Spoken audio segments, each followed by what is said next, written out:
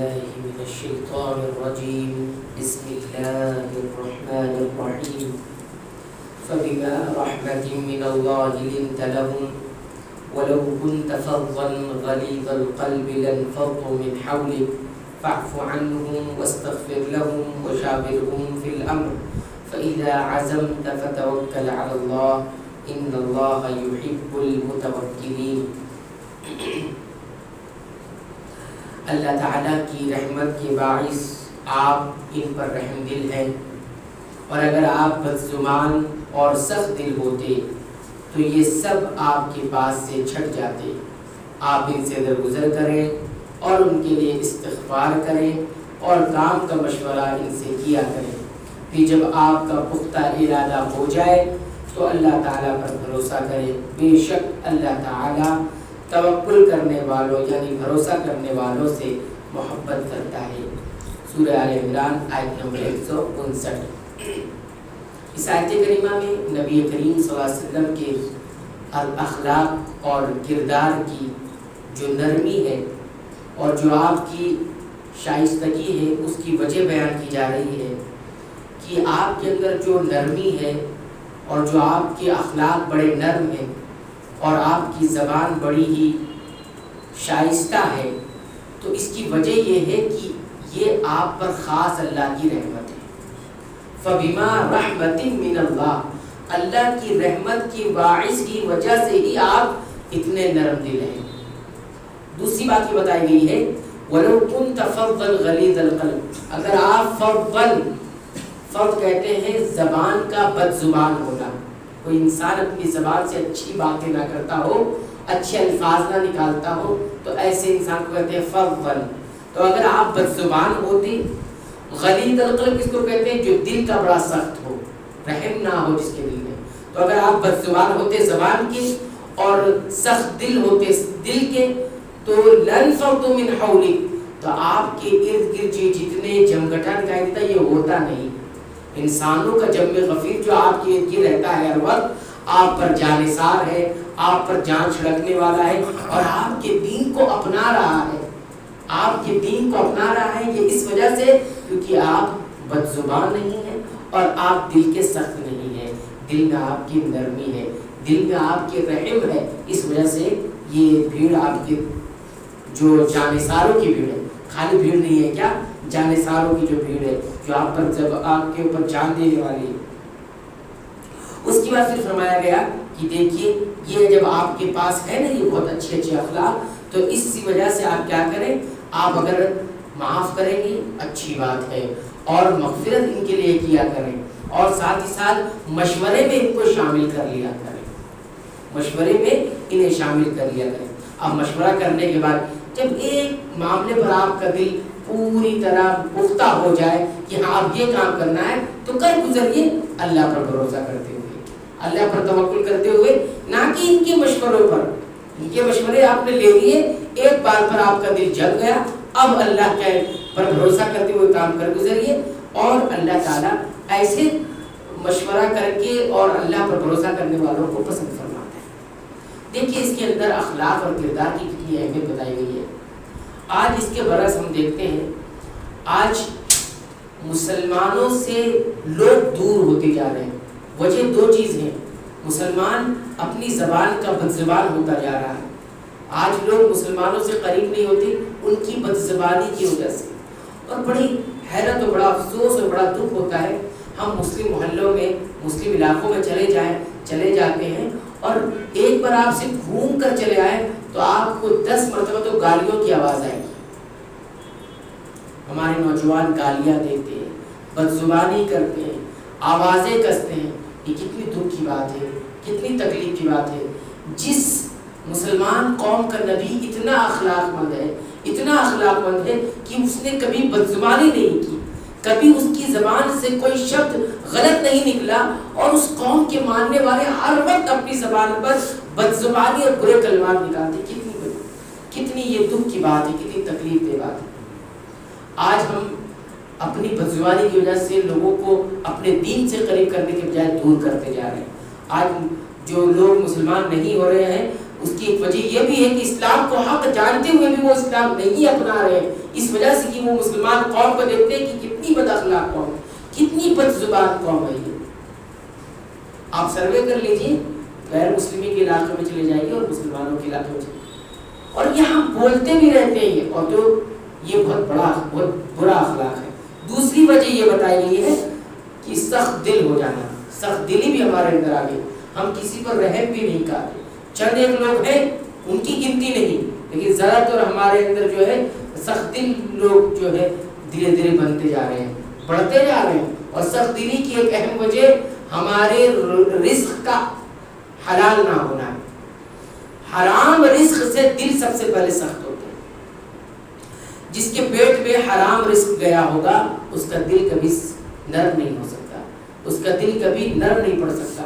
تو کبھی انسان کا دل سخت ہو جائے تو وہ اپنے رزق پر غور کرے کہ ہمارا دل سخت کیوں ہے، ہم دل کے نرم کیوں نہیں بنتے۔ آج دیکھیں کتنے کیسز، کتنے معاملات طلاق کے، خلا کے، جھگڑے کے، لڑائی کے مسلمانوں کے ہیں۔ وجہ کیا ہے؟ نہ بیوی اپنے شوہر کے تعلق سے نرم دل رکھتی ہے، نہ شوہر اپنے بیوی کے تعلق سے اپنا دل نرم رکھتا ہے، باپ بیٹا، بیٹا باپ، ماں بیٹیا، بیٹیا ماں، سب دیکھیے کتنا معاملہ بگڑتا جا رہا ہے۔ دھیرے دھیرے جہاں اچھے ماحول تھے وہاں بھی خراب ہوتے جا رہے ہیں۔ دین کے لیے اللہ کے نبی صلی اللہ علیہ وسلم کے اخلاق اتنے اچھے تھے، دین کے لیے۔ آج دیکھیے یہی چیز لوگ بزنس کے لیے اپناتے ہیں۔ کسٹمر کیئر کا ایک شعبہ ہوتا ہے، ڈپارٹمنٹ ہوتا ہے، اس میں باقاعدہ سکھایا جاتا ہے آپ کو کہ زبان اچھی رکھیے گا، زبان اچھی رکھیے گا۔ لوگ اپنی طرف کرنے کے لیے زبان اچھی رکھتے ہیں۔ اس کے بعد آپ دیکھیے کسٹمر کیئر کو آپ فون لگائیں گے تو آپ کتنی بھی گالیاں دیں گے، ادھر سے آپ کو گالیاں نہیں دے گا، غصہ نہیں کرے گا۔ یہ صرف اخلاق جو قرآن میں بتایا گیا کہ اس سے لوگ قریب آتے ہیں۔ نبی کریم صلی اللہ علیہ وسلم اپنے اخلاق کی وجہ سے وہ قریب کیے تھے۔ وہ کہتے ہیں نا، ظالم سے لیا ظلم کا بدلہ نہ کسی وقت، ظالم سے لیا ظلم کا بدلہ نہ کسی وقت، مارا بھی تو اخلاق کی تلوار سے مارا۔ ہم بھی کہتے ہیں اسلام تلوار سے پھیلا ہے، لیکن وہ تلوار وہ خون والی تلوار نہیں تھی، وہ تلوار اخلاق کی تلوار تھی کہ لوگ مسلمان ہوتے چلے جاتے ہیں۔ اللہ تعالیٰ نے خود فرمایا کہ آپ کے اندر، اور جس کو اللہ تعالیٰ نے اندر دل دیا ہے، اچھی زبان دی ہے، اللہ کا شکر ادا کرے، یہ اللہ کی خاص اس پر رحمت ہے۔ کیونکہ یہاں فرمایا گیا فَبِمَا رَحْمَةٍ مِّنَ اللَّهِ، اس کے بعد یہ بتایا گیا کہ درگزر کا معاملہ جب آپس میں کرو گے نا تو خاندان بچ جاتے ہیں، بچوں کی تربیت بھی اچھے سے ہوتی ہے، ماں کبھی کبھی معاف کر دینا چاہیے، کبھی کبھی سختی کی وجہ سے بچے بگڑ جاتے ہیں، یہ بھی ایک اہم چیز ہے۔ اور دعائیں ایک دوسرے کے لیے مغفرت کی کرنی چاہیے۔ کسی انسان کو آپ دیکھتے ہیں برا ہے، ہمارے ساتھ بدسلوکی کرتا ہے، ہمارے معاملات کو بگاڑ دیتا ہے، نبی سے کہا گیا ہے کہ آپ ان کی مغفرت کی دعا کریں، تو ہم اور آپ کو کتنی دعائیں کرنی چاہیے۔ تو ہم ایک دوسرے کو برا بھلا تو کہتے ہیں، لیکن ہم اس کے لیے کبھی مغفرت کی دعا، اللہ ہدایت دے اسے، اللہ اس کے گناہوں کو معاف کرے۔ یہ سب ہمارے دل کے اچھے ہونے کی علامت ہے۔ اگر ہم صرف کسی کی برائی بیان کرتے رہیں اور اس کے لیے مغفرت کی دعا نہ کریں تو یہ ہمارے سخت دل ہونے کی علامت ہے۔ پھر اس کے بعد مشورے کی بات یہاں پہ یہ ہے کہ رائے مشورے بہت اچھی چیز ہے، رائے مشورے لیا جائے، چھوٹے سے چھوٹے معاملات میں ہو یا بڑے سے بڑے معاملات میں ہو، مشورہ ضرور کر لینا چاہیے، اچھے لوگوں کو جمع کریں اور مشورہ لیا۔ اور اسلام کا نظام مشوروں پر ہے۔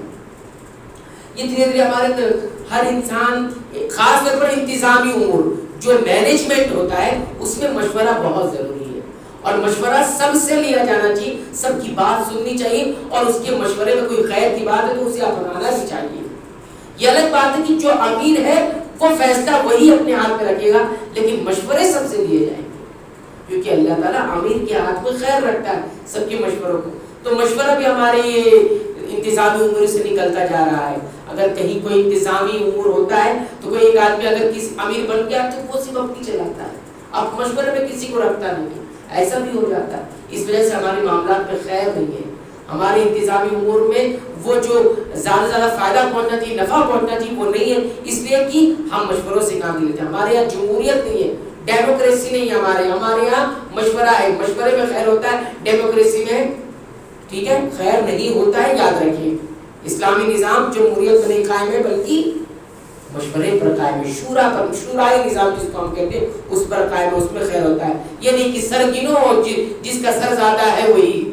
اس لیے آج دیکھیے معاملات نااہل کے ہاتھ میں چلے جاتے ہیں کیونکہ پیسوں سے سروں کو خرید لیا جاتا ہے اور جہاں تعداد زیادہ ہے وہ اچھا ہو گیا. وہ نااہلوں کے ہاتھ میں چلے گئی. آج ہر طرف دیکھیے معاملات سب نااہلوں کے ہاتھ میں. کیوں؟ کسی کے پیسے کی بنیاد ہے، کسی کے پاس آدمی اور پاور کی بنیاد ہے، اور نہ عقل ہے، نہ فہم ہے، نہ فراست ہے، نہ دور اندیشی ہے، کچھ نہیں ہے. مشوروں میں یہ سب چیز ہوتی نہیں. تو یہ ہو گئی تیسری بات. اس کے بعد اللہ تعالیٰ نے فرمایا کہ سب کچھ ہو جائے اللہ پر بھروسہ کر کے کام شروع کر دیجئے. جس معاملے میں آپ کا دل پختہ ہو جائے کام کر دیجئے. آخری فیصلہ اللہ کا ہوتا ہے، اور جو اللہ پر بھروسہ کر کے کام شروع کرتا ہے، اعتماد کر کے کلی طور پر یہ سب چیزیں ہم نے صرف اسباب اختیار کیا ہے. سارا مسبب الاسباب، اسباب کا پیدا کرنے والا اللہ ہے، اور وہ جب کرے گا تو خیر ہوگا. تب اللہ تعالیٰ ایسے محبت اپنی اتارتا ہے ایسے لوگوں کے اوپر. آج ہمارے یہاں اسباب اختیار کر لیتے ہو، سارا دار و دار اسی اسباب پر ہوتا ہے. توکل جب امیر کے اوپر اور مشورہ کرنے والے کے اندر نہیں ہوتا ہے تو پھر اس مشورے کے اندر بھی کوئی فائدہ نہیں ہوتا، اور اس معاملے کے اندر بھی کوئی فائدہ نہیں ہوتا. یاد رکھیے. باقی بعض علم کہتے ہیں کہ جو بڑا ہوتا ہے نا، اس بڑے کی نیت کا اثر بھی جو ہے معاملات پر پڑتا ہے. نیت کا اثر بھی معاملات پر بہت پڑتا ہے. یاد رکھیے. ایک حکایت اس طور پہ بیان کی جاتی ہے، حالانکہ حکایت سے ہمارا دین نہیں ہے کہ ہم دین حکایت سے سمجھیں، لیکن سمجھانے کے لیے ایک بات، کسی معاملے کو سمجھانے کے لیے کہ ایک بادشاہ کسی باغ میں گیا. بادشاہ پہلے گھوما کرتے تھے بھیس بدل کے اپنے رعایا کے حال جاننے کے لیے. یہ پرانے بادشاہوں میں اور خاص طور پر خلیفہ میں تو یہ چیز ہوتی تھی. تو جب داخل ہوا کسی باغ میں اور وہاں سے جو ہے پھل کا رس منگوایا کہ ہمیں پھل کا رس پلائیے، تو جب اس نے لا کر دیا تو پھل کا جو رس تھا بڑا اچھا ذائقہ دار اچھا لگا. تو بادشاہ نے سوچا کہ اتنا اچھا باغ رعایا میں ہے تو میرے پاس بھی یہ باغ ہونا چاہیے، تو چونکہ میں اس کو خرید لیتا ہوں. میں ایسا نیت اس نے کیا. بولا ایک اور پلا دیجیے.